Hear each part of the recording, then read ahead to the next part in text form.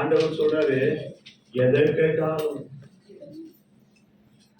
வார்த்தை பொய்யல்ல, வார்த்தை ஜீவனுள்ளது, வார்த்தை பலனுள்ளது.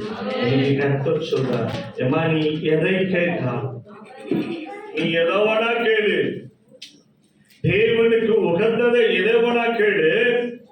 நாம் எதை கேட்டாலும் அவர் எனக்கு செவி கொடுக்கிறார் நாம் அறிந்திருந்தோமானால்